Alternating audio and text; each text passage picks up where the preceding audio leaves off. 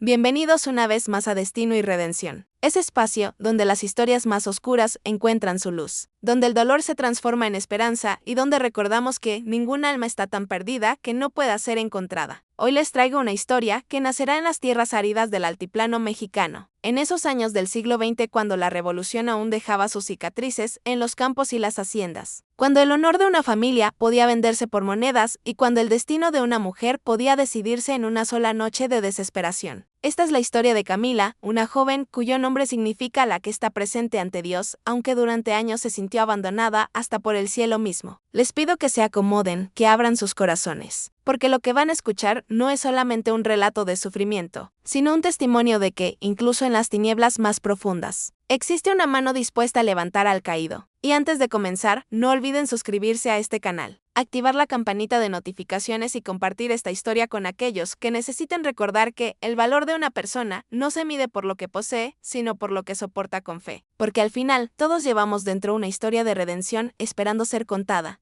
El viento soplaba con fuerza aquella tarde de octubre en el pequeño pueblo de San Miguel de las Espinas, un caserío olvidado entre Querétaro y Zacatecas, donde las casas de adobe se aferraban a la tierra como si temieran ser arrastradas por la miseria que lo cubría todo. Las calles eran de tierra apisonada, y el polvo se levantaba con cada ráfaga, formando remolinos pequeños que bailaban entre las pocas sombras que proyectaban los mezquites. Era una tierra de extremos, el sol quemaba sin piedad durante el día y las noches llegaban con un frío que calaba hasta los huesos. Camila Mendoza tenía 17 años cuando su mundo se derrumbó. Aunque había aprendido hacía mucho que la vida no respetaba la inocencia ni la juventud, Camila era la menor de 5 hermanos en una familia que había conocido mejores tiempos. Cuando su padre, Esteban Mendoza, todavía trabajaba como capataz en una de las haciendas cercanas. Pero esos días habían quedado atrás, enterrados bajo las deudas de juego de su padre y los préstamos que su madre, Dolores, había tenido que pedir para alimentar a sus hijos. La casa donde vivían era pequeña, apenas 3 habitaciones con paredes que dejaban pasar el frío y un techo de tejas que goteaba cuando llovía. El piso era de tierra y los muebles que tenían habían sido heredados o rescatados de la basura. Pero Camila nunca se había quejado. Desde niña había aprendido a encontrar belleza en las cosas simples, el canto de los pájaros al amanecer,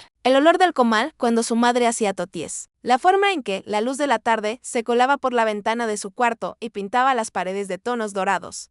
Aquella tarde de octubre, Camila estaba sentada en el pequeño patio trasero de la casa, lavando ropa en una tina de metal abolida. Sus manos, pequeñas pero fuertes por el trabajo, frotaban las telas contra una piedra lisa y el agua jabonosa caía formando charcos oscuros sobre la tierra. Llevaba puesto un vestido de algodón desteñido, color azul pálido, que alguna vez había pertenecido a su hermana mayor. Su cabello negro, largo hasta la cintura, lo había recogido en una trenza gruesa que le caía sobre el hombro. Tenía la piel morena del sol, los ojos grandes y oscuros como la noche, y una expresión en el rostro que mezclaba la dulzura de quien todavía cree en la bondad del mundo con la tristeza de quien ya ha visto demasiado. No era hermosa en el sentido convencional, pero había en ella una luz, una gracia natural que hacía que la gente volteara a verla cuando pasaba por el pueblo.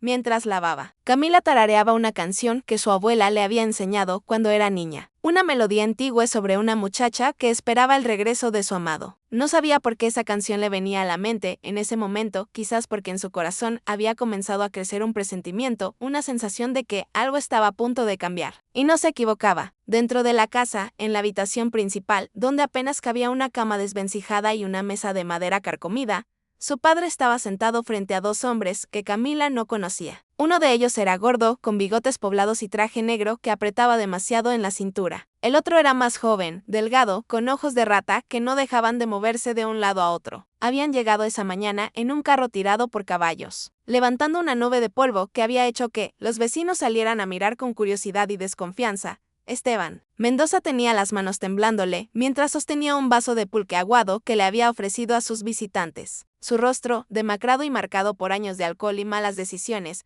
mostraba una expresión que era mezcla de vergüenza y desesperación. El hombre gordo había venido a cobrar una deuda que Esteban había contraído 6 meses atrás cuando en una noche de borrachera había apostado dinero que no tenía en una pelea de gallos. La deuda había crecido con los intereses y ahora la suma era imposible de pagar. 150 pesos de plata, una fortuna para un hombre que apenas ganaba 20 pesos al mes cuando conseguía trabajo. El hombre gordo había sido claro, o pagaba esa misma semana o perdería la casa y todo lo que había dentro. Y entonces, cuando el silencio se había vuelto insoportable y Esteban había comenzado comenzado a sudar frío pensando en cómo decirle a su esposa y a sus hijos que pronto estarían en la calle. El hombre delgado había hecho una propuesta. Habían escuchado que Esteban tenía una hija joven, una muchacha trabajadora y sana. Don Alejandro Montoya, el dueño de la hacienda La Providencia, una de las propiedades más grandes de la región, necesitaba personal para su casa. Estaba dispuesto a pagar la deuda completa a cambio de que la muchacha trabajara para él como criada durante 5 años. Sin sueldo, por supuesto, porque el pago de la deuda era suficiente compensación. El hombre delgado había sonreído al hacer la propuesta, mostrando dientes amarillentos, y había agregado que era una oportunidad generosa, porque don Alejandro era conocido por tratar bien a su gente, y 5 años pasaban rápido para una muchacha joven. Después podría irse libre, sin deudas, y quizás hasta con una recomendación que le permitiera conseguir buen trabajo en otro lugar. Esteban había sentido que el mundo se detenía. Vender a su propia hija. La idea era monstruosa, imposible de considerar. Pero entonces había pensado en su esposa, enferma de los pulmones, que tosía sangre cada mañana. Había pensado en sus otros hijos, que no habían comido más que frijoles aguados en los últimos 3 días. Había pensado en la casa, en la vergüenza de ser echado como un perro. Y había pensado en Camila, su hija menor, la más fuerte de todos, la que nunca se quejaba. 5 años. 5 años y después sería libre. 5 años y la familia podría empezar de nuevo. Se había pasado las manos por el rostro, sintiendo el peso de una decisión que sabía que lo marcaría para siempre, y con voz apenas audible había dicho que sí.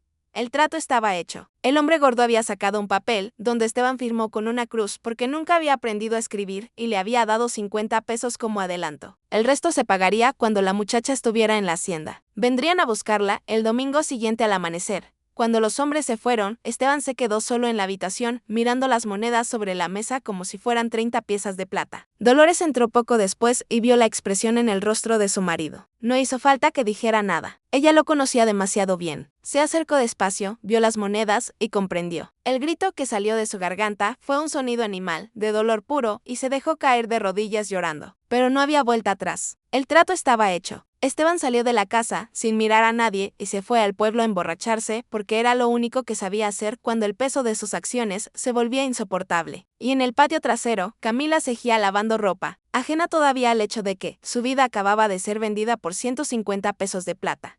Fue su madre quien le dijo esa noche. Después de la cena, cuando los hermanos mayores se habían ido a dormir y solo quedaban ellas dos sentadas junto al fogón que apenas daba luz. Dolores no pudo mirarla a los ojos mientras hablaba. Le contó de la deuda, del trato, de los 5 años en la hacienda. Le dijo que no había otra opción, que era la única forma de salvar a la familia. Le pidió perdón una y otra vez, llorando, mientras Camila permanecía en silencio, con las manos sobre el regazo y la mirada perdida en las brasas moribundas del fuego. No lloró. No gritó, no preguntó por qué ella y no alguno de sus hermanos varones. Simplemente asintió despacio, porque en lo profundo de su ser había sabido desde hacía mucho que este día llegaría. Las mujeres pobres no tenían control sobre sus destinos. Eran monedas de cambio en un mundo de hombres. Esa noche, acostada en su pequeño catre, mientras sus hermanas dormían a su lado, Camila miró el techo de tejas y se permitió llorar en silencio. Las lágrimas corrían por sus sienes y se perdían en su cabello. Pensó en todas las cosas que nunca haría, en el muchacho del pueblo que la había mirado con timidez después de misa los domingos, en la posibilidad de casarse algún día, de tener hijos, de ser dueña de su propia vida. Todo eso se había esfumado en una tarde. En 5 años tendría 22. Una mujer casi vieja para los estándares del pueblo. ¿Quién querría casarse con una criada que había trabajado en una hacienda? La marcarían con ese estigma para siempre. Pero más que el miedo al futuro, lo que más le dolía era la traición. Que su propio padre, el hombre que supuestamente debía protegerla, la hubiera vendido como si fuera ganado. Que su madre, por más que llorara, no hubiera hecho nada para impedirlo. Que sus hermanos ni siquiera supieran lo que estaba pasando. Se sintió completamente sola en el mundo y por primera vez en su vida, Camila Mendoza sintió que Dios la había olvidado. El domingo llegó demasiado rápido. El cielo amaneció de un azul pálido y limpio, sin una sola nube, como si el mundo fuera ajeno al dolor que se estaba gestando en esa pequeña casa de adobe. Camila se levantó antes del alba y se lavó en la tina del patio usando agua fría que le erizó la piel. Se puso su único vestido bueno, uno de algodón verde oscuro que su madre había cosido para ella hacía 2 años, cuando todavía había esperanza de que asistiera al baile del pueblo. Se cepilló el cabello hasta que brilló y se lo recogió en un moño bajo la nuca. Se miró en el pequeño espejo roto que colgaba en la pared de su habitación y apenas reconoció a la muchacha que le devolvía la mirada. Parecía mayor, más dura, como si en esos pocos días hubiera envejecido años. Su madre le había preparado un pequeño bulto con sus pertenencias, 2 vestidos viejos, ropa interior remendada, un chal de lana, un rosario que había pertenecido a su abuela y una medalla de la Virgen de Guadalupe. Era todo lo que poseía en el mundo. Dolores la abrazó en la puerta de la casa mientras amanecía, y ambas lloraron sin poder contenerse. Sus hermanas también lloraban, aferradas a su falda, y hasta sus hermanos mayores, que normalmente eran duros y callados, tenían los ojos rojos. Pero su padre no estaba. Se había ido desde la noche anterior y no había regresado, porque era demasiado cobarde para enfrentar lo que había hecho. El carro llegó justo cuando el sol comenzaba a asomar por las montañas del este. Era el mismo que había traído a los hombres días atrás, tirado por 2 caballos fuertes. El hombre delgado bajó y saludó con una inclinación de cabeza que pretendía ser respetuosa, pero que solo era mecánica. Le indicó a Camila que subiera atrás, donde había espacio, entre unos sacos de grano. Camila se soltó del abrazo de su madre. Recogió su bulto y caminó hacia el carro sin mirar atrás, porque sabía que, si lo hacía, no tendría el valor de subir. Se acomodó entre los sacos, mientras el hombre delgado le entregaba a Dolores un sobre con el resto del dinero. Entonces el carro comenzó a moverse, las ruedas crujieron sobre la tierra y San Miguel de las Espinas comenzó a alejarse. Camila vio cómo su casa se hacía más pequeña, cómo las figuras de su madre y sus hermanos se convertían en puntos en la distancia y finalmente cómo todo desaparecía detrás de una curva del camino. Y entonces, rodeada del traqueteo del carro y el polvo del camino, Camila cerró los ojos y rezó. Rezó a la Virgen de Guadalupe para que le diera fuerzas. Rezó a su abuela muerta para que la cuidara desde el cielo. Y rezó a un Dios que le parecía muy lejano, pidiéndole que no la abandonara completamente, que le diera la fuerza para sobrevivir a lo que venía. El viaje hasta la hacienda La Providencia tomó casi todo el día. El camino era largo y difícil, subiendo y bajando por colinas áridas, donde solo crecían cactus y arbustos espinosos. Camila iba en silencio, mirando el paisaje que pasaba, grabando en su memoria cada detalle porque no sabía cuándo volvería a ver estos lugares, si es que alguna vez volvía. El sol calentaba sin piedad y pronto sintió la garganta seca y los labios agrietados, pero no se atrevió a pedir agua. El hombre delgado no le dirigió la palabra en todo el trayecto y ella agradeció ese silencio porque no tenía ganas de fingir conversación. A medida que avanzaban, el paisaje comenzó a cambiar. Las colinas dieron paso a valles más amplios, con campos cultivados que se extendían hasta donde alcanzaba la vista. Había trigales dorados meciéndose con el viento, plantíos de maíz que crecían en hileras perfectas y en la distancia, rebaños de ganado pastando tranquilamente. Era tierra fértil, rica, muy diferente de la aridez de San Miguel. Y entonces, cuando el sol comenzaba su descenso hacia el oeste pintando el cielo de tonos naranjas y rosas,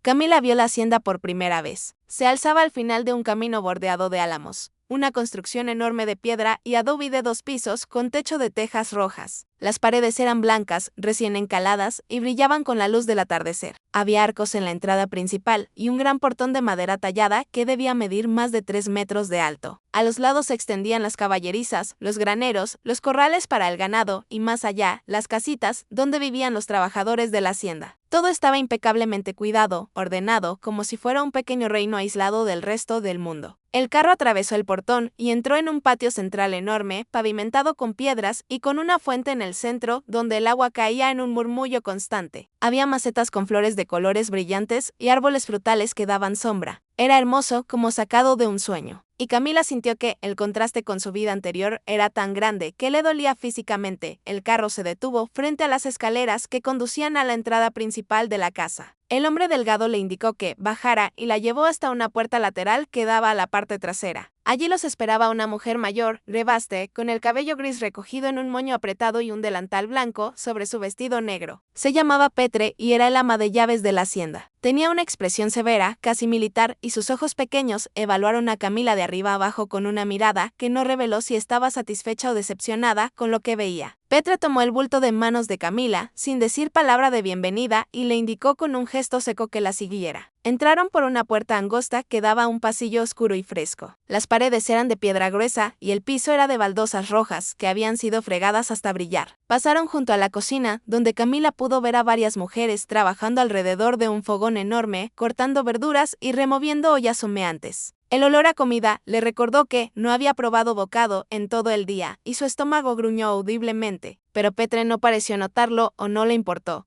Subieron por unas escaleras estrechas hasta el segundo piso de la parte de servicio. El pasillo era más angosto aquí, con puertas a ambos lados. Petre abrió una de ellas y reveló una habitación pequeña, apenas más grande que un armario. Había un catre de hierro con un colchón delgado, una manta doblada al pie, una repisa en la pared donde podía guardar sus cosas y una pequeña ventana que daba al patio trasero. Las paredes estaban encaladas pero desnudas, sin ningún adorno. Era espartano y frío, pero al menos era un espacio solo para ella. Petre depositó el bulto sobre el catre y finalmente habló con voz ronca que delataba años de dar órdenes. Le dijo que se instalara rápido porque tenía que bajar a cenar con los otros criados en media hora. Le mostró dónde estaban los baños, le explicó las reglas básicas: levantarse antes del alba, trabajar hasta que todo estuviera hecho, no hacer ruido, no robar, no causar problemas. Si hacía bien su trabajo y se portaba correctamente, no tendría problemas. Si no, habría consecuencias. Y lo más importante, nunca, bajo ninguna circunstancia, debía dirigirse al patrón a menos que él le hablara primero. Don Alejandro era un hombre bueno pero exigente, y no toleraba la falta de respeto o la familiaridad de los sirvientes. Dicho esto, Petre se dio la vuelta y salió de la habitación, dejando a Camila sola.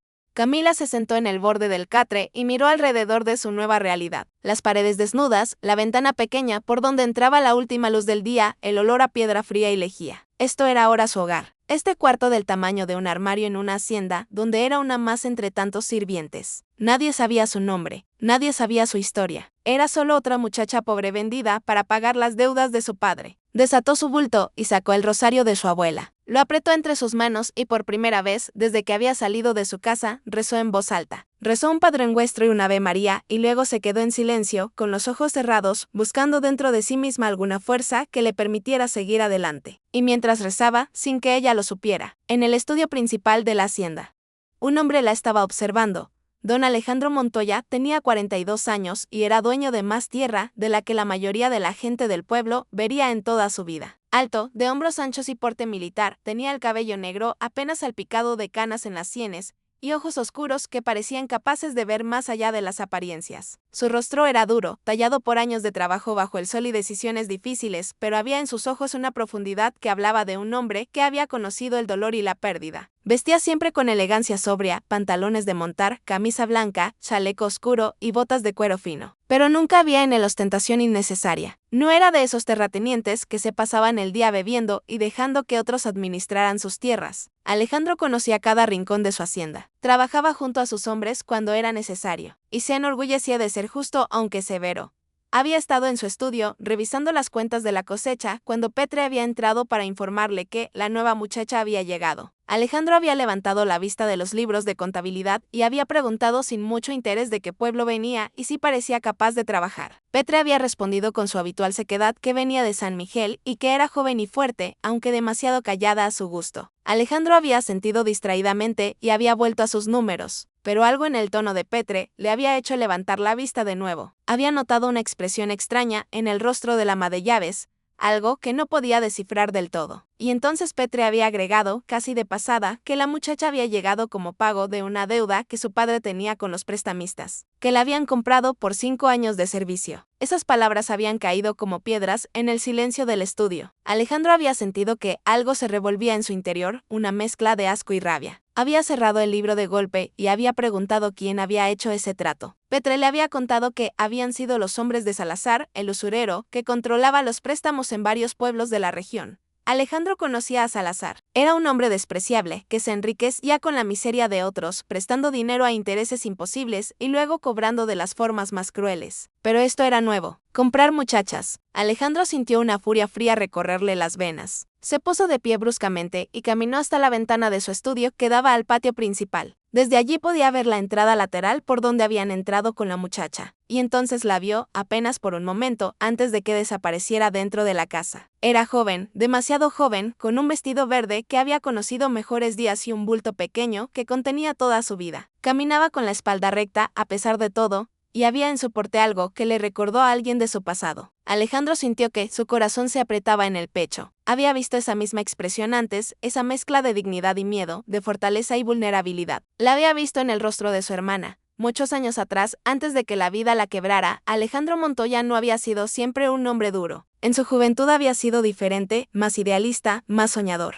Había estudiado en la Ciudad de México, había leído a los grandes pensadores, había creído en un país más justo, donde las diferencias de clase pudieran superarse. Pero la vida le había enseñado lecciones amargas. Su padre, el viejo don Sebastián Montoya, había sido un terrateniente bruto, de esos que trataban a sus trabajadores como esclavos y que gobernaban su tierra con látigo y pistola. Alejandro había crecido viendo las injusticias, las humillaciones, los abusos. Y lo peor de todo es que su padre había intentado educarlo en esa misma crueldad, enseñándole que los pobres eran inferiores, que había que mantenerlos bajo control con mano dura.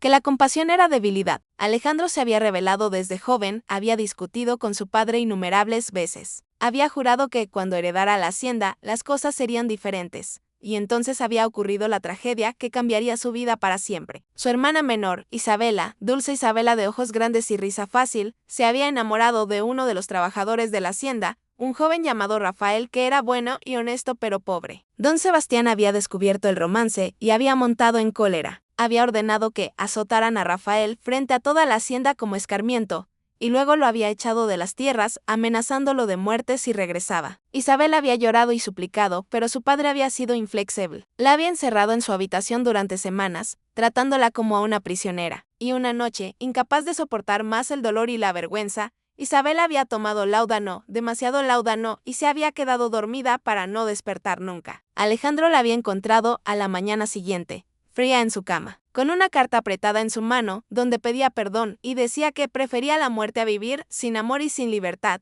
Eso había ocurrido hacía 20 años. Pero Alejandro lo recordaba como si fuera ayer. El dolor, la rabia, la culpa de no haber protegido a su hermana. Había confrontado a su padre esa misma mañana. Le había gritado que era un asesino, que su crueldad había matado a Isabela tan seguramente como si él mismo le hubiera puesto la cuerda al cuello. Don Sebastián había respondido golpeándolo, y padre e hijo habían peleado físicamente hasta quedar ambos sangrando en el suelo del estudio. Desde ese día, no se habían vuelto a hablar. Cuando el viejo murió 3 años después de un ataque al corazón, Alejandro había heredado todo, y su primera acción había sido cambiar las cosas en la hacienda. Había mejorado las condiciones de los trabajadores, les había dado salarios justos, había construido escuelas para sus hijos, había prohibido los castigos físicos. La Providencia se había convertido en una de las haciendas más prósperas pero también más justas de la región, y Alejandro se enorgullecía de ello. Pero nunca se había casado, nunca había permitido que otra mujer entrara en su vida de forma seria, porque el recuerdo de Isabela y su propia culpa por no haberla salvado lo perseguían cada noche, y ahora, mirando por la ventana el lugar donde había desaparecido esa muchacha comprada como ganado, Alejandro sintió que algo dentro de él se despertaba. Era como si el destino le estuviera dando una segunda oportunidad,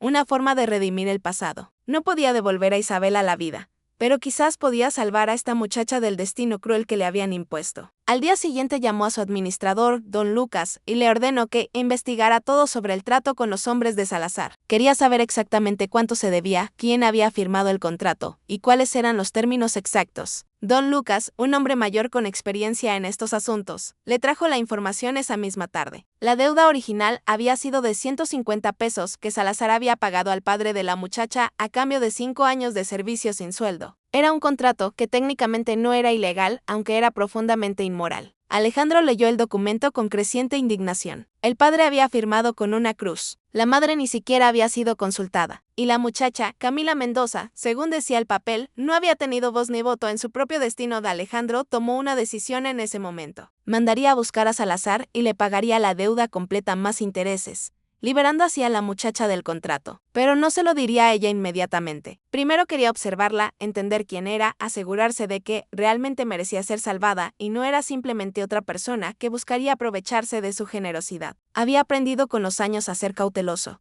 porque había conocido a muchos que fingían necesidad solo para robar o traicionar. Así que decidió que Camila trabajaría como cualquier otra sirvienta durante algunas semanas mientras se la observaba discretamente. Y si resultaba ser una buena persona, alguien que merecía mejor suerte, entonces haría lo correcto y le devolvería su libertad. Era un plan que en su mente tenía sentido, aunque no alcanzaba a ver que, en esa observación silenciosa, nacería algo que cambiaría su vida para siempre. Camila comenzó a trabajar al día siguiente. Su vida en la hacienda era rutinaria y agotadora. Se levantaba antes del alba, cuando el cielo apenas comenzaba a aclararse en el este. Se lavaba rápidamente con agua fría en la pileta del patio de servicio, y bajaba a la cocina, donde las otras criadas ya estaban preparando el desayuno para los patrones y los trabajadores del campo. Su tarea principal era ayudar en la cocina, pero también debía limpiar los pisos de mármol de la casa principal, lavar la ropa, tender las camas y cualquier otra cosa que Petre le ordenara. El trabajo era duro y las horas largas. Sus manos, que ya estaban curtidas por años de trabajo doméstico, pronto desarrollaron nuevas callosidades. Su espalda dolía constantemente de agacharse a fregar pisos, y sus pies, que solo conocían los huaraches viejos que había traído de su casa, sangraban algunas noches después de pasar el día de pie. Pero Camila nunca se quejó. Había aprendido desde niña que quejarse no servía de nada, que el trabajo era parte de la vida, y que lo único que podía hacer era seguir adelante un día a la vez. Las otras criadas al principio fueron frías con ella. Había una jerarquía estricta entre el servicio y ella era la nueva, la más baja en el orden. Además, corrían rumores sobre cómo había llegado allí y algunas la miraban con lástima, mientras otras con desprecio. Pero con el tiempo, a medida que demostraba ser buena trabajadora y se mantenía callada y discreta, algunas comenzaron a aceptarla. Especialmente Rosa, una muchacha de su edad que trabajaba también en la cocina y que venía de un pueblo cercano. Rosa tenía una personalidad alegre y habladora que contrastaba completamente con el silencio de Camila, pero algo en la tristeza de los ojos de la nueva muchacha le había llegado al corazón. Una noche, después de que todos se habían retirado, Rosa había entrado al cuarto de Camila y se había sentado en el borde del catre. Le había preguntado directamente si era verdad que su padre la había vendido. Camila había dudado, pero algo en la sinceridad de Rosa le había hecho abrirse. Le había contado toda la historia, las palabras saliendo en un torrente después de tantos días de silencio. Y Rosa había llorado con ella, había maldecido a los hombres que trataban a las mujeres como mercancía, y le había prometido que sería su amiga pase lo que pase. Desde esa noche, las dos se habían vuelto inseparables dentro de los límites que les permitía el trabajo. Fue Rosa quien le contó a Camila sobre don Alejandro, sobre su reputación, sobre los rumores que circulaban entre los sirvientes. Le dijo que era un hombre justo pero distante, que nunca se acercaba demasiado a nadie, que vivía como un monje en su gran hacienda rodeado de gente pero esencialmente solo. Le contó la historia de su hermana Isabela, que todos conocían, aunque nunca se hablaba abiertamente de ello, y de cómo desde entonces don Alejandro había cambiado. Algunas de las sirvientas más viejas decían que antes de la tragedia había sido diferente, más cálido, más abierto. Pero ahora era un hombre cerrado, que cumplía con sus obligaciones pero que mantenía el corazón guardado bajo llave. Rosa le advirtió a Camila que no se acercara demasiado al patrón, que mantuviera la distancia como Petre había ordenado, porque aunque era bueno como empleador, no toleraba la familiaridad y menos de las mujeres del servicio. Camila escuchó todo esto con atención, pero sin darle demasiada importancia. No tenía intenciones de acercarse al patrón. Solo quería sobrevivir 5 años y recuperar su libertad, pero el destino tiene formas extrañas de unir a las personas. Y el primer encuentro real entre Camila y don Alejandro ocurrió de la manera más inesperada. Era un jueves por la tarde, 2 semanas después de que Camila llegara a la hacienda. Petre le había ordenado que llevara sábanas limpias al estudio del patrón y que aprovechara para limpiar el polvo de los libros y los muebles, porque don Alejandro estaría fuera todo el día, supervisando los campos del norte. Camila había tomado las sábanas y los implementos de limpieza y había subido al segundo piso, donde estaba el estudio. Era una habitación grande y hermosa, con paredes cubiertas de estanterías llenas de libros, desde el suelo hasta el techo. Había un escritorio enorme de madera oscura, cerca de la ventana, sillones de cuero, una alfombra persa que seguramente valía más que todo lo que su familia había poseído en su vida. La luz del sol entraba por las ventanas creando patrones dorados sobre el piso, y el olor a cuero y papel viejo llenaba el aire. Camila se había quedado paralizada en la puerta por un momento, intimidada por tanta belleza y riqueza. Pero había trabajo que hacer. Dejó las sábanas a un lado y comenzó a limpiar el polvo de los libros. Mientras pasaba el trapo suavemente por los lomos, no pudo evitar leer algunos títulos. Eran libros en español, algunos en francés, otros en inglés. Había novelas, libros de historia, tratados de filosofía, poesía. Su abuela le había enseñado a leer cuando era pequeña, y aunque había tenido pocas oportunidades de practicar, no había olvidado. Sacó uno de los libros con cuidado, una edición de poemas de Sor Juana Inés de la Cruz, y lo abrió. Las páginas estaban amarillentas pero bien cuidadas, y había anotaciones en los márgenes con una letra elegante. Camila leyó uno de los sonetos en voz baja, sintiendo como las palabras la transportaban fuera de esa habitación, fuera de su realidad, a un mundo donde las mujeres podían ser sabias y libres. Estaba tan absorta en la lectura que no escuchó los pasos en el pasillo. No se dio cuenta de que alguien había abierto la puerta. Y cuando finalmente levantó la vista, se encontró con los ojos oscuros de don Alejandro Montoya clavados en ella, y el libro de poesía todavía abierto en sus manos. El silencio que siguió fue absoluto. Camila sintió que el mundo se detenía. Había desobedecido una de las reglas más importantes: nunca tocar las cosas personales del patrón. Y no solo las había tocado, estaba leyendo uno de sus libros, usando su tiempo de trabajo para algo que no le correspondía. Se le cayó el libro de las manos y este golpeó el suelo con un sonido sordo que resonó en la habitación como un trueno. Se quedó paralizada, incapaz de moverse o hablar, esperando el grito, el castigo, tal vez incluso el despido inmediato. Pero el grito nunca llegó. Don Alejandro entró en la habitación con pasos lentos.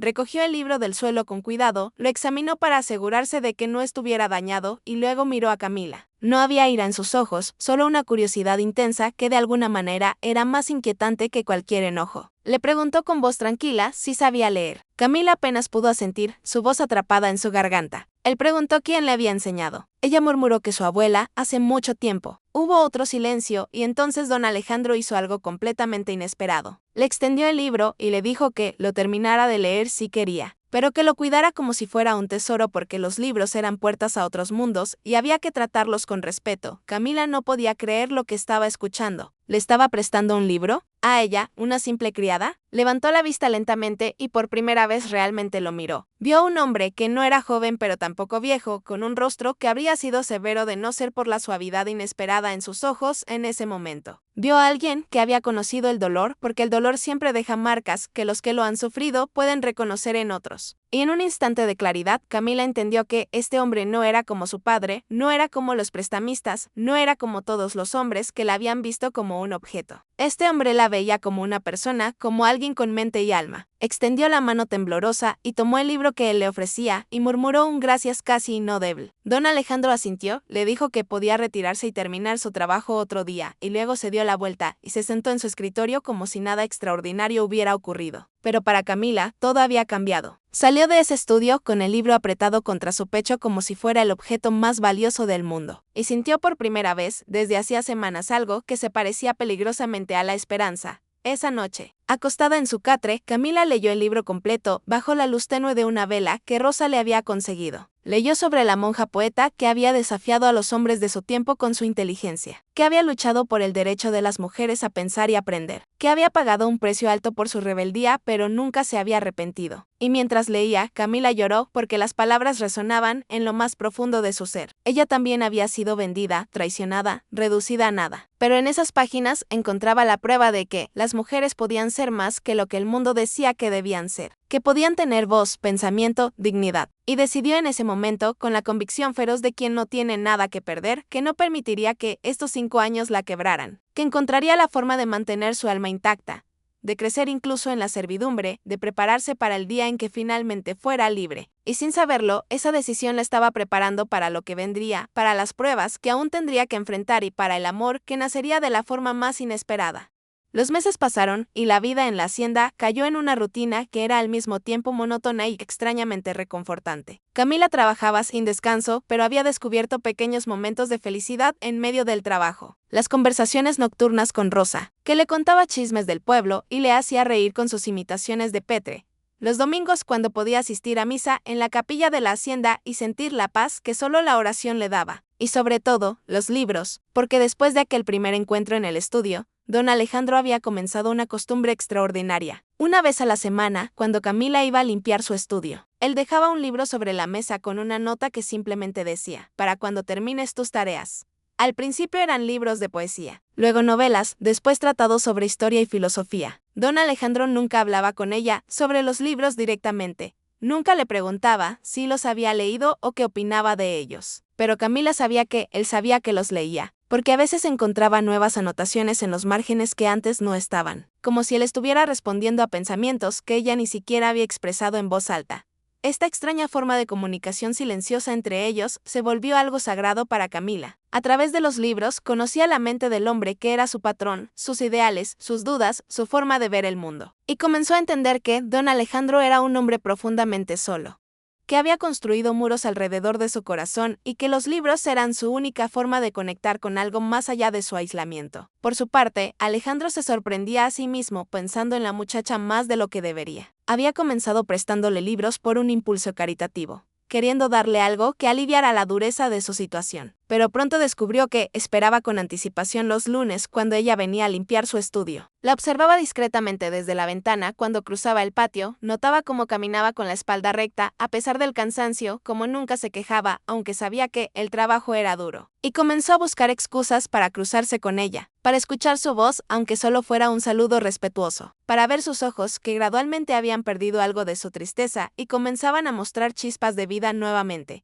Petre notó el cambio antes que nadie. El ama de llaves tenía ojos en todas partes y oídos que escuchaban todo. Vio cómo don Alejandro preguntaba por Camila con más frecuencia de lo normal, cómo sus ojos la seguían cuando pasaba. Y no le gustó. No porque creyera que don Alejandro tuviera malas intenciones, ella lo conocía lo suficiente para saber que era un hombre honorable. Pero sabía que, en ese mundo, donde las diferencias de clase eran abismos imposibles de cruzar, nada bueno podía salir de esa atención. Así que una tarde llamó a Camila a su oficina y le habló con severidad. Le advirtió que no se hiciera ilusiones, que no creyera que el hecho de que el patrón fuera amable significaba algo más, que su lugar estaba abajo con los sirvientes y que nunca debía olvidarlo. Las palabras de Petre fueron como un jarro de agua fría para Camila, no porque hubiera estado albergando esperanzas románticas. Ella ni siquiera había permitido que su mente fuera en esa dirección, sino porque le recordaban brutalmente que, a ojos del mundo, ella no era más que propiedad comprada, alguien sin valor. Esa noche lloró en silencio en su cuarto,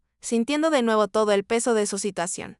Pero si Camila sufría en silencio, Alejandro también estaba comenzando a enfrentar sus propios demonios. Había cumplido su promesa de observarla durante algunas semanas, y cada día que pasaba se convencía más de que ella era exactamente lo que parecía, una muchacha buena, trabajadora, inteligente, que había sido víctima de circunstancias injustas. Ya había mandado llamar a Salazar varias veces para comprar su contrato y liberarla, pero el usurero siempre encontraba excusas para no venir. Y en lo profundo de su corazón, Alejandro sabía por qué estaba retrasando ese encuentro. Porque si compraba la libertad de Camila y ella se iba, nunca la volvería a ver. Y esa posibilidad le dolía de una forma que no había sentido en años. Era ridículo, era inapropiado. Tenía 42 años y ella apenas 17. Era su patrón y ella su sirvienta. Todo en su situación gritaba imposibilidad. Y sin embargo, no podía negar lo que sentía. No era solo atracción física, aunque admitía que Camila era hermosa de una forma natural y sin artificios. Era algo más profundo. Veía en ella una fortaleza que admiraba, una dignidad que el mundo había intentado quitarle, pero que se aferraba a su alma. Veía reflejado en sus ojos el mismo dolor que él cargaba, y sentía una conexión que no podía explicar racionalmente. Era como si sus almas reconocieran algo en el otro, como si el destino los hubiera puesto en el mismo camino por una razón que aún no entendían completamente.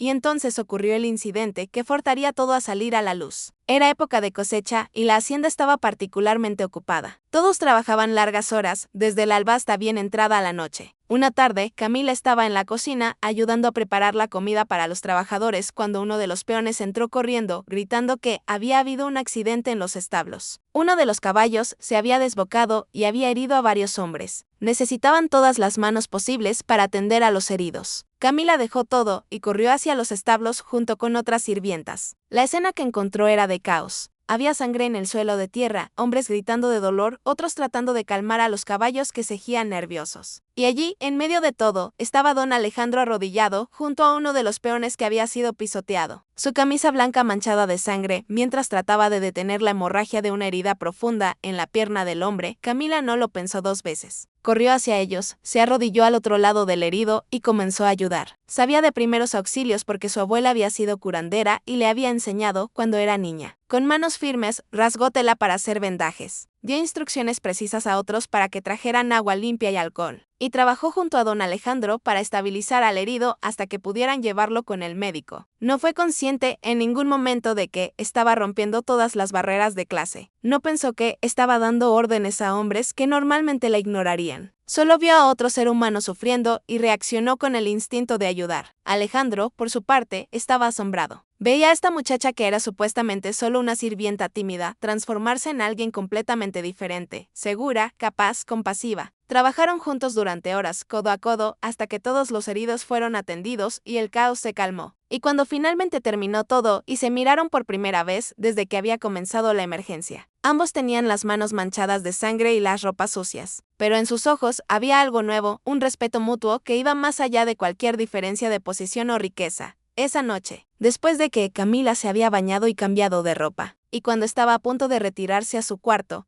Petre vino a buscarla. Don Alejandro quería verla en su estudio. Camila sintió que el corazón se le subía a la garganta. ¿Había hecho algo mal? ¿Había sido demasiado atrevida durante la emergencia? Siguió a Petre por los pasillos oscuros, cada paso resonando en el silencio de la noche, hasta llegar a la puerta del estudio. Petre tocó una vez y la voz de don Alejandro desde dentro indicó que pasara. Camila entró sola porque Petre se quedó afuera, cerrando la puerta tras ella. El estudio estaba iluminado solo por la luz de las velas y el fuego de la chimenea. Don Alejandro estaba de pie junto a la ventana, mirando la noche, y no se volvió inmediatamente cuando ella entró. Camila se quedó cerca de la puerta, con las manos entrelazadas frente a ella, esperando. El silencio se extendió hasta volverse casi insoportable. Y entonces finalmente le habló sin voltear. Le agradeció por lo que había hecho esa tarde. Le dijo que, sin su ayuda, uno de los hombres podría haber muerto. Camila murmuró que solo había hecho lo que cualquiera hubiera hecho, pero él la interrumpió. No era cierto. No cualquiera habría reaccionado con tanta calma y eficiencia. Ella tenía un don para sanar y además un corazón que no veía diferencias entre las personas. Y eso era raro y valioso.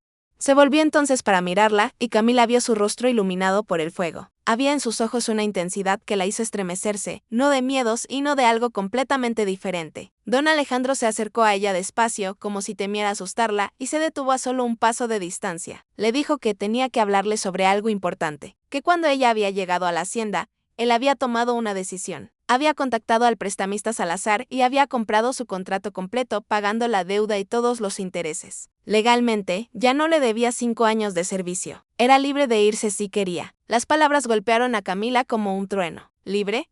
¿Cómo era posible? Levantó la vista hacia él con ojos llenos de lágrimas que no podía contener, incapaz de procesar lo que estaba escuchando. Balbuceó una pregunta: ¿por qué? ¿Por qué haría algo así por ella? Y la respuesta de Alejandro salió con una honestidad brutal que lo dejó vulnerable como nunca antes había estado. Porque desde el momento en que la vio, algo en él había despertado. Porque no podía soportar la idea de que alguien con su espíritu fuera tratada como propiedad. Y porque, aunque sabía que era imposible, aunque sabía que ella probablemente lo odiaría o se reiría de él, no podía seguir callando la verdad. Se había enamorado de ella. El tiempo pareció detenerse. Camila no podía respirar, no podía pensar. Este hombre, este patrón poderoso, que podría ver cualquier mujer que quisiera, estaba confesándole su amor a ella, una criada sin nada que ofrecer. Era como algo salido de uno de los libros que le había prestado, pero esto era real, estaba pasando y no sabía qué hacer o decir. Su mente era un torbellino de emociones contradictorias. Gratitud porque le había pagado por su libertad. Confusión porque no entendía cómo alguien como él podía fijarse en alguien como ella. Y debajo de todo eso, sí era completamente honesta consigo misma. Algo que había estado creciendo, sin que lo admitiera, ella también había comenzado a sentir algo por él.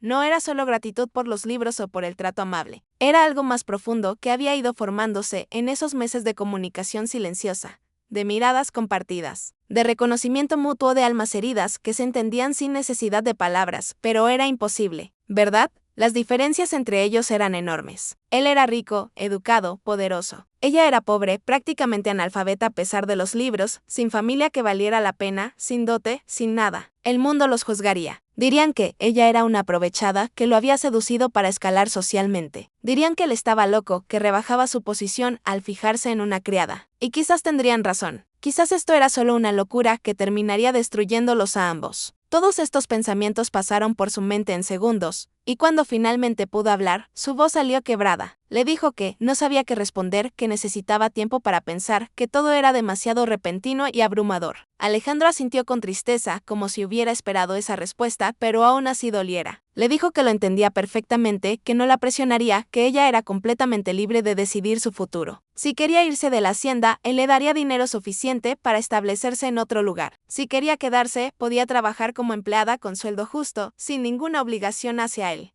Y si, por algún milagro, llegaba a corresponder sus sentimientos, él estaría esperando, sin importar cuánto tiempo tomara, sin importar lo que el mundo dijera. porque por primera vez en 20 años, desde la muerte de Isabela, se sentía vivo de nuevo. Y eso ya era un regalo. Incluso si nada más pudiera hacer, Camila salió de ese estudio caminando como en sueños. Se fue directamente a su cuarto y se dejó caer en el catre mientras las lágrimas finalmente salían libremente. Lloró por todo el dolor acumulado, por la traición de su padre, por los meses de servidumbre, por la vergüenza y la humillación. Pero también lloró de alivio porque era libre, porque no tendría que dar 5 años de su vida. Y lloró porque su corazón estaba confundido y asustado frente a sentimientos que no sabía si debía permitirse tener. Rosa la encontró así 1 hora después y se sentó junto a ella en silencio, sosteniendo su mano hasta que finalmente Camila pudo contar entre sollozos lo que había pasado. Rosa escuchó todo con ojos cada vez más grandes. Y cuando Camila terminó, le dijo lo más obvio, que estaba enamorada de don Alejandro, aunque tuviera miedo de admitirlo. Que eso no era algo que se pudiera decidir racionalmente. El corazón no obedecía a la lógica ni a las convenciones sociales. Y le preguntó directamente, si no hubiera diferencias de clase, si fueran solo 2 personas iguales, ¿lo amaría? Camila no pudo responder porque conocía la respuesta y la aterraba.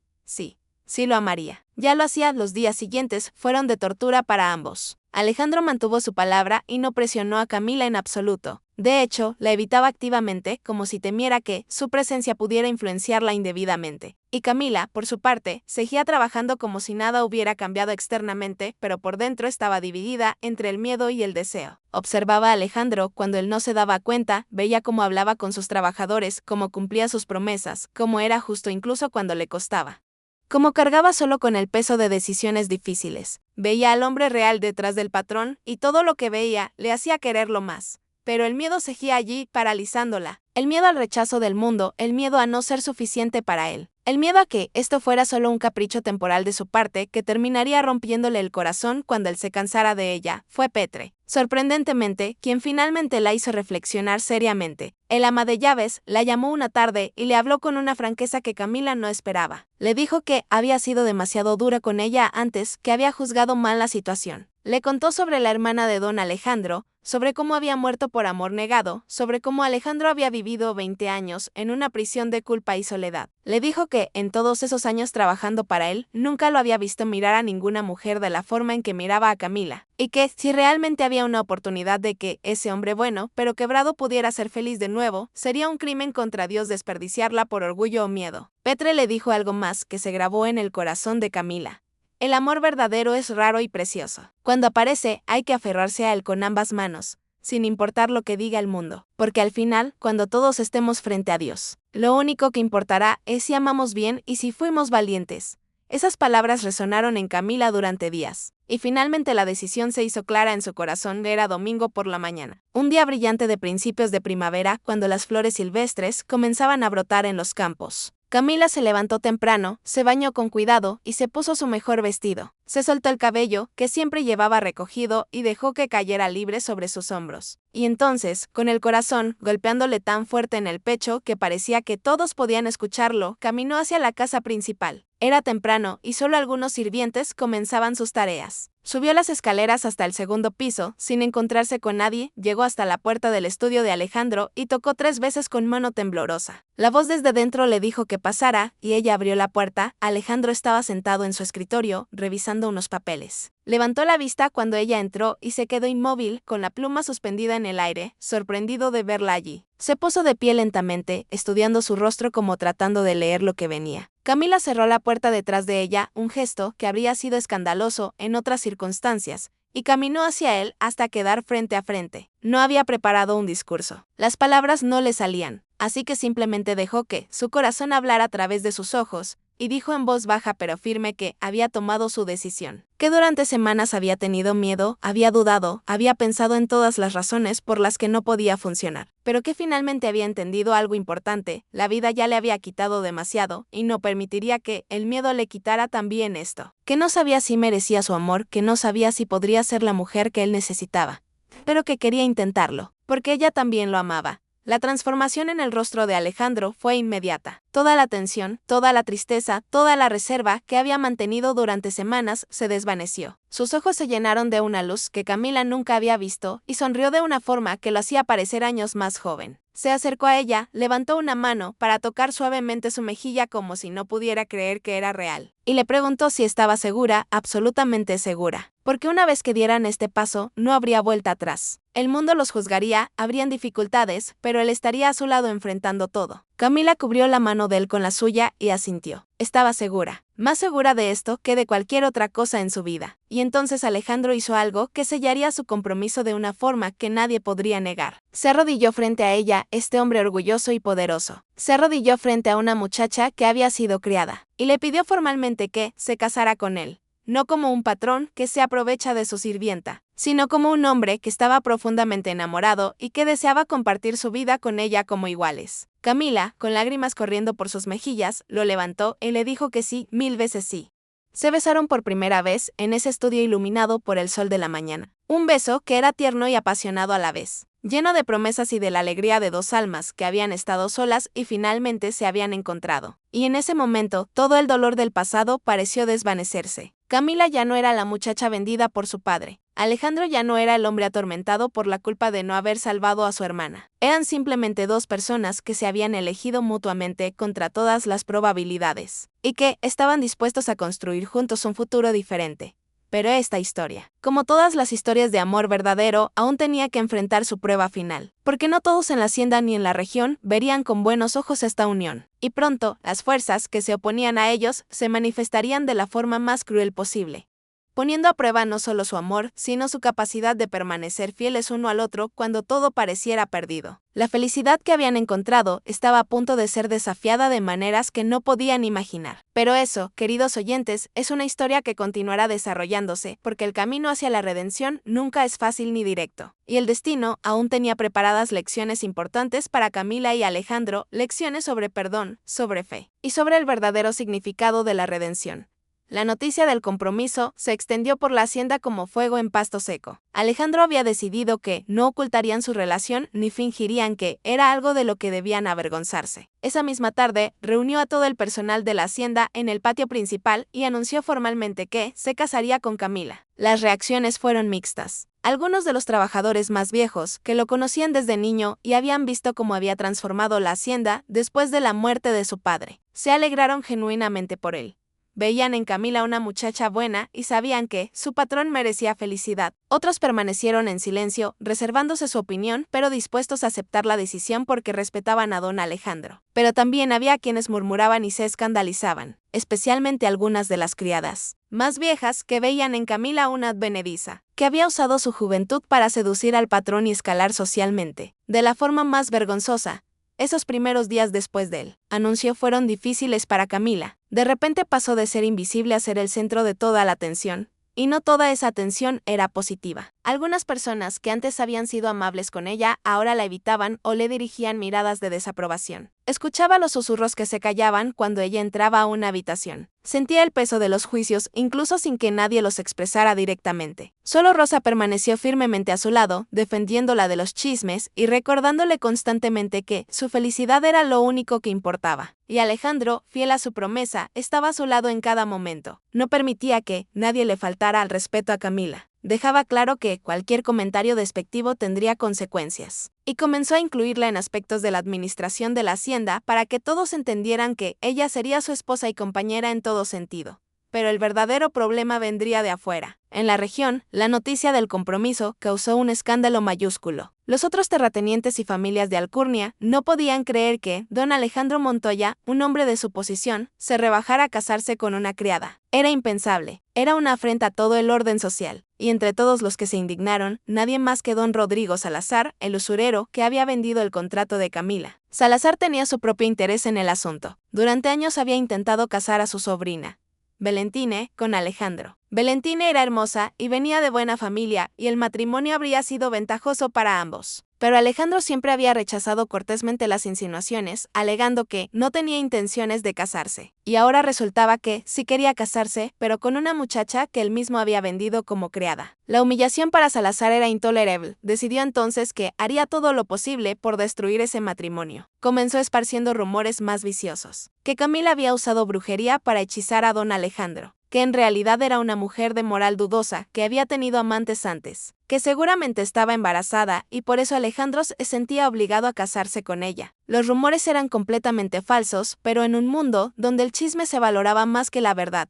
encontraron terreno fértil. Pronto hasta la gente del pueblo, que nunca había conocido a Camila, tenía opiniones formadas sobre ella, y Salazar no se detuvo ahí. Comenzó a presionar a sus deudores, muchos de los cuales trabajaban en las haciendas vecinas, para que causaran problemas. Su plan era aislar económicamente a Alejandro, hacer que otros propietarios dejaran de hacer negocios con él, forzarlo a una situación donde tuviera que elegir entre su posición social y económica, o su amor por Camila. De Alejandro, por supuesto, no era ingenuo. Entendía perfectamente lo que Salazar estaba haciendo y por qué. Y aunque le enfurecía que ese hombre sin escrúpulos intentara manipular su vida, no tenía intenciones de ceder. Había tomado su decisión y la mantendría sin importar el costo. Pero lo que no podía controlar era el efecto que todo esto estaba teniendo en Camila. Ella comenzó a sentir que era la causa de todos los problemas que estaban enfrentando, que por su culpa, por su presencia en la vida de Alejandro, él estaba perdiendo amistades, enfrentando dificultades económicas, siendo objeto de burlas y desprecios. La culpa comenzó a consumirla desde dentro. Y una noche, después de escuchar otra ronda de chismes especialmente viciosos de parte de las criadas que no sabían que ella estaba cerca, Camila tomó una decisión desesperada. Le diría a Alejandro que no podían casarse, que lo amaba demasiado como para permitir que su vida fuera destruida por estar con ella, que era mejor que ella se fuera y que él encontrara a alguien adecuada. Alguien que no le trajera vergüenza y problemas.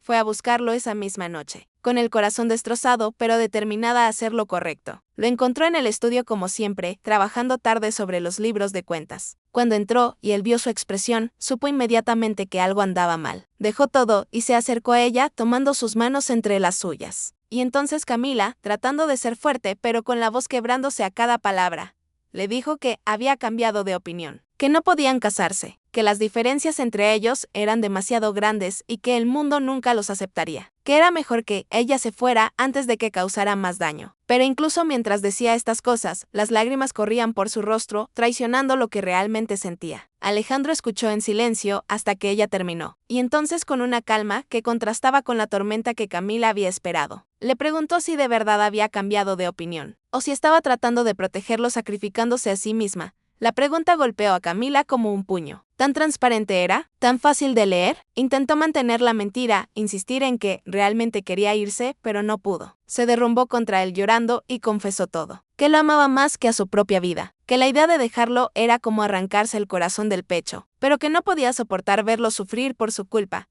Ver cómo su reputación era destrozada, ver cómo perdía amistades y negocios. Que ella no valía tanto como para justificar todo ese sacrificio. Y entonces Alejandro hizo algo que ella jamás olvidaría. La tomó del rostro con ambas manos, la obligó a mirarlo a los ojos, y le dijo con una fiereza que no admitía contradicciones que ella valía todo eso y más, que él había vivido 20 años en una prisión de culpa y soledad, haciendo lo que se esperaba de él, cumpliendo con su deber pero sin vivir realmente, que ella le había devuelto la vida, le había dado una razón para levantarse cada mañana con alegría en lugar de dread, que sin ella volvería a ser un hombre vacío, yendo a través de los movimientos de existir sin vivir realmente, y que prefería perder todo, su fortuna, su posición, su reputación, antes que perderla a ella. Le dijo que, en las próximas semanas, vendrían pruebas más duras, que Salazar y otros como él harían todo lo posible por separarlos, que habría momentos en que ella dudaría de su amor o el del suyo, que el mundo conspiraría para convencerlos de que estaban cometiendo un error, pero que si permanecían juntos, si se aferraban el uno al otro, sin importar qué, superarían todo, porque su amor no era un capricho o una fantasía. Era real, era profundo y era más fuerte que cualquier obstáculo que pudieran poner frente a ellos. Le preguntó si confiaba en él, si creía en lo que tenían. Y Camila, mirando esos ojos oscuros, donde veía reflejada toda la verdad de sus palabras, asintió. Sí confiaba, sí creía, y no volvería a hablar de irse. Enfrentarían juntos lo que viniera. Esa noche sellaron su promesa de nuevo, pero esta vez con una comprensión más profunda de lo que significaba. No era solo amor romántico, era un compromiso de estar el uno junto al otro en la batalla que sabían que venía. Y la batalla llegó más pronto de lo que esperaban. Salazar, viendo que sus rumores no habían logrado separar a la pareja, decidió tomar medidas más directas. Usando sus conexiones con las autoridades locales y su conocimiento de las leyes arcaicas que todavía existían en los libros, encontró un tecnicismo legal. Argumentó que el contrato original de servidumbre de Camila no había sido adecuadamente cancelado, que todavía le debía años de servicio. no a la hacienda, sino a él personalmente como prestamista original, y que por lo tanto, Camila era legalmente su propiedad hasta que se cumpliera el término del contrato o hasta que él decidiera liberarla. Presentó una demanda ante el juez del distrito, un hombre que le debía favores y dinero, exigiendo que Camila fuera devuelta a su custodia para cumplir con los términos del contrato. Era una movida audaz y completamente inmoral porque Alejandro había pagado la deuda completa y técnicamente el contrato estaba saldado. Pero Salazar apostaba que el juez corrupto fallaría a su favor, y que entonces Alejandro tendría que elegir entre respetar la ley y convertirse en un fugitivo protegiendo a Camila. Cuando llegó la citación judicial a la hacienda, Alejandro entró en una furia como ninguno de sus empleados había visto jamás. Rompió papeles, golpeó el escritorio y durante un momento pareció que saldría a buscar a Salazar para enfrentarlo físicamente. Pero luego se calmó, porque sabía que la violencia solo empeoraría las cosas. En cambio, mandó llamar al mejor abogado de la región, un hombre llamado licenciado Morales que tenía reputación de ser inteligente e incorruptible. Le explicó toda la situación y le pidió que preparara la mejor defensa posible. Morales estudió todos los documentos y finalmente dio su veredicto. Técnicamente Salazar no tenía caso porque el pago había sido completo y a tiempo, pero dado que el juez estaba en el bolsillo de Salazar, era muy posible que fallara a su favor de todas formas. La única forma de estar seguros sería apelar a tribunales más altos, lo cual tomaría tiempo y dinero. Y mientras tanto, existía el riesgo de que el juez ordenara que Camila fuera puesta bajo custodia durante el proceso legal. No era probable, pero era posible. Esta posibilidad aterrorizó a Camila más que cualquier cosa que hubiera enfrentado. La idea de ser separada de Alejandro, de ser devuelta a manos de Salazar, que sin duda la humillaría y castigaría, era insoportable. Comenzó a tener pesadillas donde la arrastraban lejos mientras Alejandro trataba de alcanzarla sin lograrlo. Perdió el apetito y el sueño. Y nuevamente, la idea de huir comenzó a tomar forma en su mente. Pero esta vez era diferente. No se iría para proteger a Alejandro, sino porque tenía genuino terror de lo que podría pasar. Le confesó sus miedos a Rosa una noche, y su amiga le habló con la firmeza que solo la verdadera amistad permite. Le dijo que huir sería exactamente lo que Salazar quería, que estaría admitiendo que él tenía poder sobre ella, que tenía que ser fuerte y confiar en que Alejandro encontraría una forma de protegerla. Y sobre todo, que tenía que tener fe en que Dios no la había traído tan lejos solo para abandonarla ahora.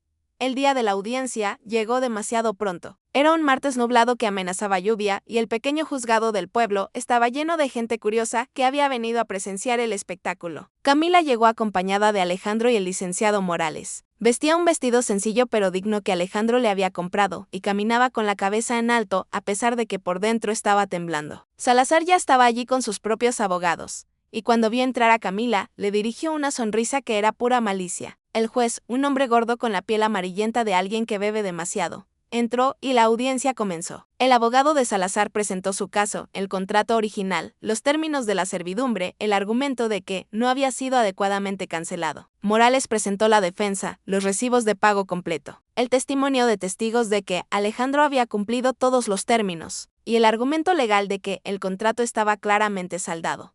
Pero desde el principio fue evidente que el juez ya había tomado su decisión. Interrumpía constantemente a Morales, pero dejaba hablar libremente al abogado de Salazar. Hacía preguntas que claramente favorecían una interpretación de la ley sobre otra. Y cuando finalmente dio su veredicto, nadie se sorprendió realmente, pero igual el shock fue inmenso. El juez falló a favor de Salazar. Declaró que, según su interpretación de la ley, el contrato original de servidumbre aún estaba vigente porque Alejandro no había obtenido el permiso explícito de Salazar para cancelarlo antes del pago. Era un argumento ridículo, una contorsión legal que cualquier tribunal superior revocaría, pero en ese momento era vinculante. Y lo peor estaba por venir. El juez, con una expresión que revelaba que estaba disfrutando del poder que ejercía, ordenó que Camila fuera inmediatamente puesta bajo custodia de Salazar hasta que se resolviera la apelación. Efectivo inmediatamente, el salón explotó en murmullos y gritos. Alejandro se puso de pie tan bruscamente que su silla cayó hacia atrás. Protestó furiosamente, gritando que esto era una injusticia, que el juez estaba claramente comprado, que no permitiría que se llevaran a Camila. El juez golpeó su mazo, exigiendo orden y amenazó a Alejandro con desacato, si no se calmaba. Salazar, sonriendo como el gato que atrapó al canario, se puso de pie y se acercó a Camila. Le extendió la mano como si esperara que ella la tomara dócilmente. Camila se aferró al brazo de Alejandro con los ojos enormes de miedo. Y por un momento terrible, pareció que Alejandro realmente iba a atacar físicamente a Salazar, juez o no. Pero entonces Morales le puso una mano en el hombro y le susurró algo al oído, que si usaba violencia, le darían razones legítimas para arrestarlo y entonces no podría ayudar a Camila en absoluto, que tenía que dejarse llevar pero que prometía que apelarían inmediatamente y la recuperarían. Que fuera fuerte, Alejandro entendió la razón de las palabras pero su corazón se rebelaba contra ellas. Miró a Camila y en sus ojos vio todo el terror que ella sentía. Se inclinó hacia ella, la abrazó fuerte, ignorando los gritos del juez de que se separaran,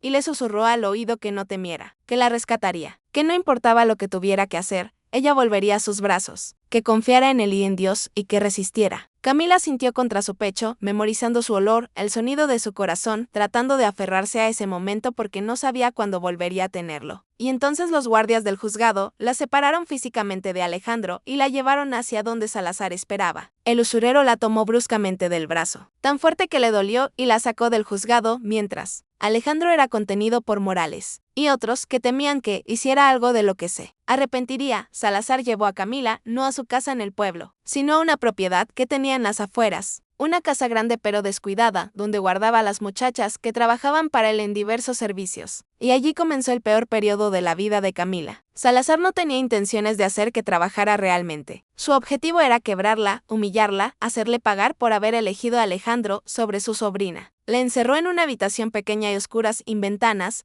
apenas más grande que un armario. Le daba comida una vez al día, solo lo suficiente para mantenerla viva, y venía personalmente a visitarla cada tarde para decirle cosas crueles, que Alejandro ya se habría olvidado de ella, que ningún hombre respetable se casaría con alguien que había sido propiedad de otro, que cuando finalmente la dejara salir, si es que la dejaba salir, estaría tan marcada que nadie la querría nunca. Las palabras eran veneno que Salazar inyectaba deliberadamente tratando de destruir su espíritu, y durante días funcionó. Camila se hundió en una desesperación profunda, sola en esa habitación oscura, sin saber si era de día o de noche. Sin noticias de Alejandro, comenzó a creer las mentiras que Salazar le decía. Tal vez era cierto que él ya la había olvidado. Tal vez nunca había sido realmente amor, sino solo compasión o deseo. Tal vez ella no valía la pena todo este sufrimiento. Dejó de comer lo poco que le daban. Dejó de rezar porque sentía que Dios tampoco la escuchaba. Y una noche, en lo más profundo de su desesperación, se acostó en el suelo frío de esa habitación y simplemente quiso dejar de existir. Era demasiado. Todo era demasiado. Ya no tenía fuerzas para seguir luchando. Cerró los ojos y pensó que, si Dios quería llevarla, no resistiría. Sería un alivio dejar de sufrir.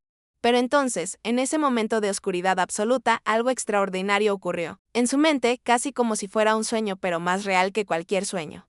Camila vio a su abuela, la misma abuela que le había enseñado a leer, que le había contado historias, que le había enseñado sobre hierbas curativas y sobre fe. Su abuela se veía joven y radiante, llena de luz, y sonreía con esa sonrisa cálida que Camila recordaba de su infancia, y le habló con voz suave pero firme. Le dijo que su historia no había terminado, que había soportado tanto, había llegado tan lejos, y que rendirse ahora sería desperdiciar todo ese sufrimiento. Le recordó que ella era más fuerte de lo que creía, que llevaba en sus venas la sangre de mujeres que habían sobrevivido conquistas, revoluciones, hambres y que ella también sobreviviría a esto. Le dijo que Alejandro la estaba buscando, que no había dejado de luchar ni por un momento y que pronto vendría por ella, que solo necesitaba resistir un poco más, que mantuviera la fe. Y entonces su abuela se desvaneció, pero la luz que había traído permaneció en el corazón de Camila. No supo si había sido una visión real, un sueño o simplemente su mente protegiéndose de la locura con una alucinación reconfortante. Pero no importaba. El efecto fue el mismo. Camila se levantó del suelo, sacudió el polvo de su vestido y decidió que no se rendiría. Que Salazar podría encerrarla, podría insultarla, podría intentar quebrarla, pero su espíritu era suyo y no se lo entregaría. Comenzó a comer de nuevo, forzándose a tragar cada bocado, aunque no tuviera hambre. Comenzó a rezar de nuevo, no con palabras elaboradas, sino simplemente repitiendo una y otra vez: Dios, dame fuerzas. Dios, dame fuerzas. Y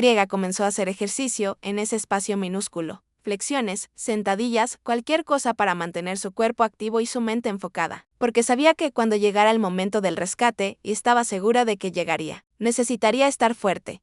Y mientras Camila luchaba por sobrevivir en su prisión, Alejandro había convertido esa lucha en su única razón de existir. El mismo día de la audiencia, después de que se llevaran a Camila, había comenzado a moverse. Primero fue directamente a la casa de Salazar en el pueblo, exigiendo ver a Camila. Salazar, protegido por sus guardias y la orden del juez, se había burlado de él desde su balcón, diciéndole que se fuera antes de que llamara a las autoridades. Alejandro había tenido que ser arrastrado lejos por don Lucas y otros de sus hombres antes de que atacara la casa. Entonces había cambiado de táctica. Contrató a investigadores privados para que descubrieran dónde exactamente estaba Camila, porque Salazar no la tenía en su casa principal. Les tomó 3 días encontrar la propiedad en las afueras. Mientras tanto, Morales trabajaba en la apelación, preparando argumentos que cualquier juez honesto encontraría irrefutables. Pero todos sabían que el proceso legal tomaría semanas o incluso meses. Y Alejandro no estaba dispuesto a esperar tanto. Comenzó entonces a hacer algo que nunca había hecho antes, usar su riqueza y poder de formas moralmente cuestionables. Sobornó a guardias para obtener información. Amenazó a deudores de Salazar para que testificaran contra él. Contactó a todos los que tenían alguna influencia política en la región, llamando favores, haciendo nuevos tratos, construyendo presión contra el juez corrupto. Y cuando todo eso no fue suficientemente rápido, comenzó a planear algo más drástico, un rescate directo. Reunió a sus hombres más leales, les explicó la situación y les pidió que lo ayudaran a recuperar a Camila, incluso si eso significaba violar la orden judicial. No todos estuvieron de acuerdo. Algunos le advirtieron que si hacía eso se convertiría en un criminal, que podría perder todo. Pero otros, especialmente los que habían conocido a Camila y apreciaban su bondad, o los que simplemente odiaban a Salazar por sus abusos pasados, se ofrecieron de inmediato. El plan era simple pero arriesgado. Irían de noche a la propiedad de Salazar, neutralizarían a los guardias sin causarles daño permanente, rescatarían a Camila y la llevarían de vuelta a la hacienda. Una vez allí, se atrincherarían y desafiarían a cualquiera que intentara llevársela de nuevo. Sería un escándalo enorme, una violación directa de la orden judicial y probablemente terminaría con Alejandro arrestado o peor. Pero ya no le importaba. Había pasado cada noche desde la audiencia sin dormir, atormentado por pensamientos de lo que Salazar podría estar haciéndole a Camila, y había decidido que prefería arriesgarlo todo, incluso su vida, antes que dejarla un día más en manos de ese monstruo. El asalto se planeó para la noche del viernes, exactamente una semana después de que Camila fuera tomada. Sería luna nueva, la oscuridad trabajaría a su favor. Y si todo salía bien, antes del amanecer Camila estaría de vuelta donde pertenecía. La noche del rescate llegó con un silencio inquietante. No había viento, no había nubes, solo la oscuridad absoluta de la luna nueva cubriendo el campo como un manto. Alejandro y 6 de sus hombres más confiables cabalgaron en silencio hacia la propiedad de Salazar. Cada uno llevaba un arma, aunque Alejandro había dado órdenes estrictas de que solo las usaran en última instancia y nunca para matar. No quería convertirse en asesino, solo quería recuperar a la mujer que amaba. Llegaron a la propiedad cerca de la medianoche y se dispersaron según el plan. 2 hombres neutralizarían a los guardias de la entrada. Otros 2 vigilarían el perímetro. Y Alejandro con los 2 restantes entraría a buscar a Camila.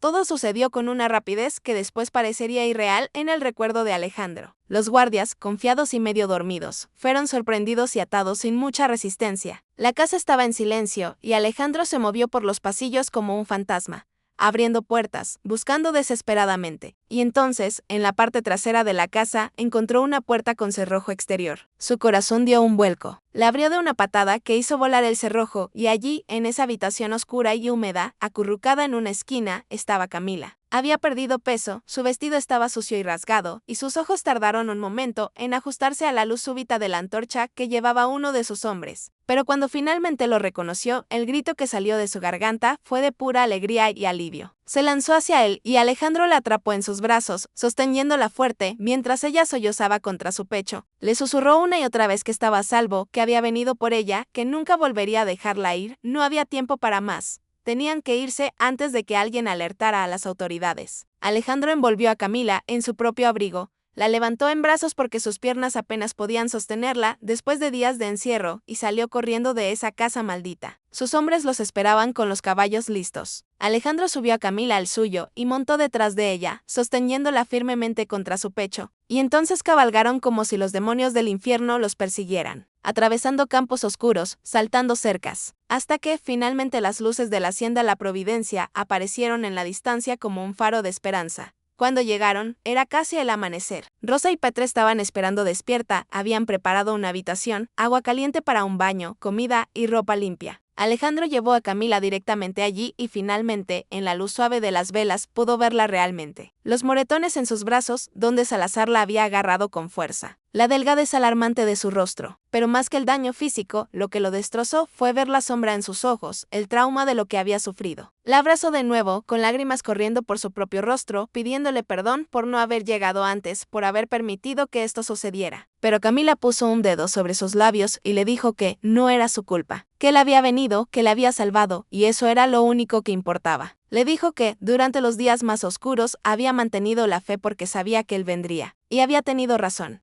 Rosa se llevó a Camila para bañarla y atenderla, dejando a Alejandro a solas con sus pensamientos. Y en ese momento de silencio, la magnitud de lo que había hecho lo golpeó. Había violado una orden judicial. Técnicamente había secuestrado a alguien que la ley decía que era propiedad de otro. Las autoridades vendrían probablemente pronto y tendría que enfrentar las consecuencias. Pero mirando hacia la habitación donde estaba Camila, sabiendo que estaba a salvo, no sintió ni un ápice de arrepentimiento. Haría todo de nuevo sin dudarlo, porque había aprendido algo fundamental en estos días de tormento, que las leyes hechas por hombres podían ser injustas. Y que hay momentos en la vida donde uno debe elegir entre lo que es legal y lo que es correcto. Y él había elegido lo correcto.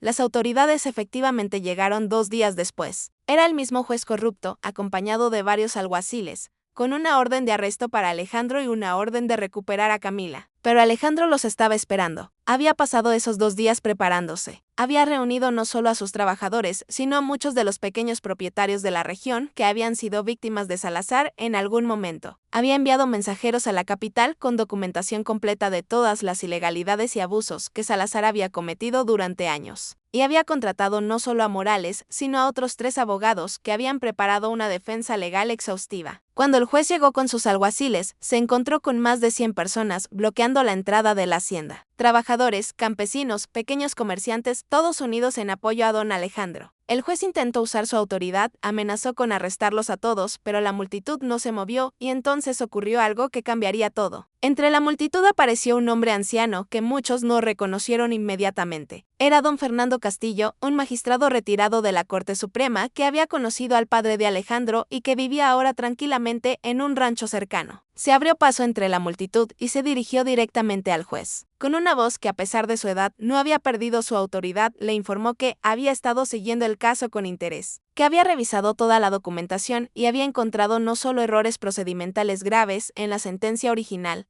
sino evidencia clara de soborno y corrupción, que ya había enviado un informe completo a sus antiguos colegas en la capital y que una investigación formal había sido abierta no solo contra el juez sino contra Salazar, y que, hasta que esa investigación concluyera, ninguna orden emitida por ese juez tendría validez. El juez se puso pálido, intentó balbucear protestas, pero don Fernando simplemente le dio la espalda y entró a la hacienda junto con Alejandro.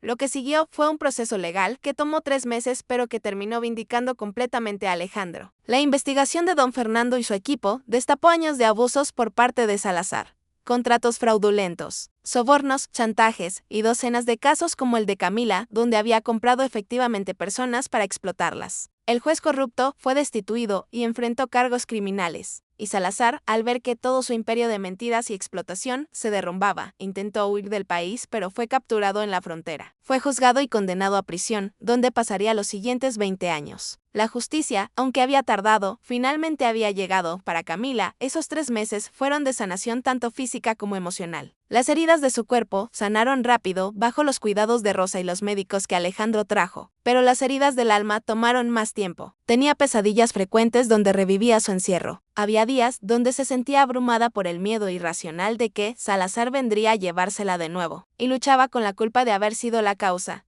aunque indirecta, de tanto conflicto y sufrimiento. Pero Alejandro estuvo a su lado cada paso del camino. Le dio espacio cuando lo necesitaba, pero también le recordaba constantemente que no estaba sola. Y lentamente, día a día, Camila comenzó a sanar realmente. Comenzó a sonreír de nuevo. Comenzó a reír con las bromas de Rosa. Comenzó a caminar por los jardines de la hacienda sin miedo. Comenzó a vivir de nuevo. Y cuando finalmente llegó la noticia de que todos los cargos contra Alejandro habían sido retirados y que el contrato de Camila había sido no solo cancelado sino declarado inválido desde el principio, fue como si un peso enorme se levantara de sus hombros. Eran libres, completamente, totalmente libres. Y esa misma noche, bajo un cielo lleno de estrellas, en el jardín de la hacienda donde las flores nocturnas perfumaban el aire, Alejandro le pidió a Camila nuevamente que se casara con él. Esta vez no había presiones legales, no había amenazas externas, no había dudas. Solo 2 personas que se amaban profundamente y que habían pasado por el fuego juntos. Y Camila, con lágrimas de felicidad corriendo por sus mejillas, dijo sí con una certeza absoluta. Se casaron un mes después en una ceremonia que fue al mismo tiempo humilde y hermosa. No en la gran catedral del pueblo, donde los ricos se casaban, sino en la pequeña capilla de la hacienda, donde los trabajadores iban a misa cada domingo. El padre Miguel, un sacerdote anciano que había conocido a Alejandro desde niño y que había sido testigo de su transformación, ofició la ceremonia. No hubo cientos de invitados de alta sociedad, sino los trabajadores de la hacienda, los campesinos que habían defendido a Alejandro, las familias que ambos habían ayudado. Rosa fue la dama de honor de Camila y don Lucas el padrino de Alejandro. Y cuando el padre Miguel los declaró marido y mujer, y Alejandro besó a su esposa por primera vez como hombre casado, la capilla estalló en aplausos y vítores que podían escucharse hasta el pueblo. La celebración duró 3 días. Alejandro había ordenado que se sacrificaran varios animales y que se preparara comida para todos. Hubo música, baile, risas. Y en medio de toda esa alegría, Camila tuvo un momento de reflexión profunda. Pensó en todo el camino que había recorrido, desde aquella niña en San Miguel de las Espinas que había sido vendida por su padre, hasta esta mujer que ahora era la señora de una de las haciendas más grandes de la región. Pensó en el dolor, en la humillación, en el miedo, pero también pensó en la fortaleza que había descubierto en sí misma, en el amor que había encontrado, en la justicia que finalmente había prevalecido. Y entendió algo profundo, que su sufrimiento no había sido en vano, que de alguna manera todo lo que había pasado la había preparado para este momento, para esta vida, para este amor, y su historia no terminó allí. Camila y Alejandro construyeron juntos no solo una vida sino un legado. Transformaron la hacienda La Providencia en un lugar donde las mujeres que habían sido abusadas o explotadas podían encontrar refugio y trabajo digno. Establecieron escuelas para los hijos de los trabajadores,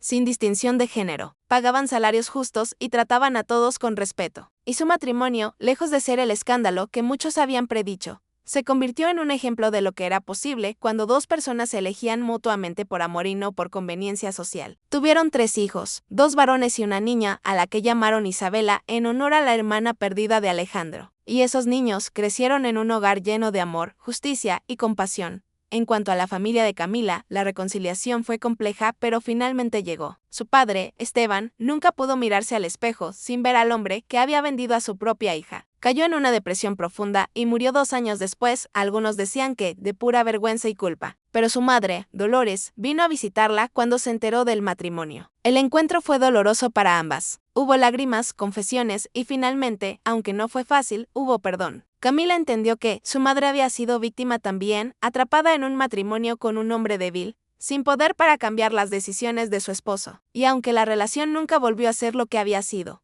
hubo una reconciliación que permitió a ambas sanar. Camila apoyó económicamente a su madre y sus hermanos, los ayudó a mudarse a un lugar mejor, se aseguró de que los niños recibieran educación. Y en los años que siguieron, su madre le agradeció innumerables veces, no solo por la ayuda material, sino por haber perdonado lo imperdonable.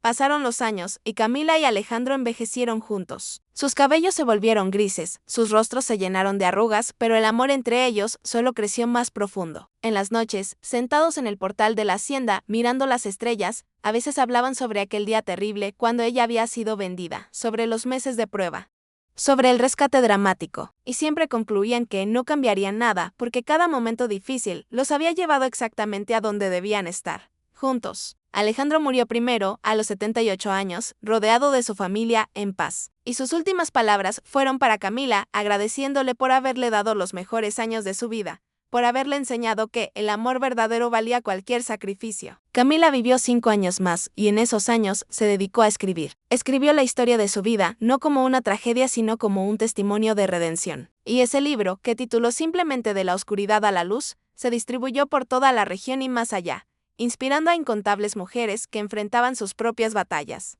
Y ahora, queridos amigos de Destino y Redención, llegamos al final de esta historia extraordinaria. ¿Qué podemos aprender de la vida de Camila? Aprendemos que el valor de una persona nunca está determinado por sus circunstancias. Que ser vendida, humillada, reducida a nada por otros, no define quiénes somos en nuestro corazón. Aprendemos que la justicia puede tardar, pero cuando finalmente llega, restaura no solo las circunstancias externas, sino también el alma. Aprendemos que el amor verdadero ve más allá de las diferencias de clase, de riqueza, de posición social. Ve directamente al corazón de la otra persona y reconoce allí un espíritu afín. Y sobre todo, aprendemos que Dios no abandona a quien ha sido vendido, traicionado o desechado por el mundo, porque Él mismo pagó el precio supremo por los inocentes, y conoce el valor infinito de cada alma. La historia de Camila nos recuerda que, en nuestros momentos más oscuros, cuando parece que hemos sido olvidados por todos, cuando la injusticia nos aplasta y el dolor nos consume, ahí es precisamente cuando debemos aferrarnos a la fe con más fuerza, porque la redención viene, aunque no siempre en la forma o el tiempo que esperamos. Viene a través de personas como Alejandro que eligen ver nuestra humanidad cuando otros solo ven nuestra pobreza. Viene a través de amigos como Rosa que permanecen leales cuando todos los demás nos abandonan. Viene a través de momentos de gracia donde encontramos en nosotros mismos una fortaleza que no sabíamos que poseíamos. Y finalmente, viene de Dios, que teje incluso nuestras tragedias más profundas en un tapiz de propósito y significado que solo podemos ver cuando miramos hacia atrás desde el otro lado del sufrimiento. Así que si tú que me escuchas hoy has sido traicionado por tu familia, si has sido vendido en sentido literal o figurado, si cargas el peso de la injusticia y sientes que nadie te ve ni te valora, escucha estas palabras, tu historia no ha terminado. El capítulo más oscuro no es el último capítulo. El Dios que vio a Camila en su cuarto de criada,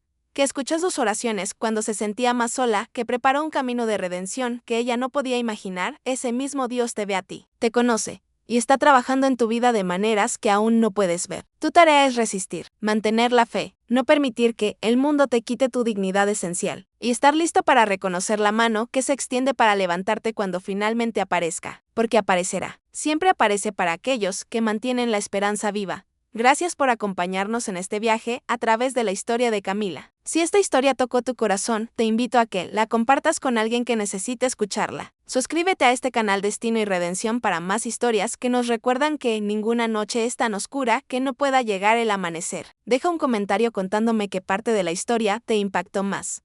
Y recuerda siempre, no importa lo que hayas sufrido, no importa cuánto te hayan traicionado.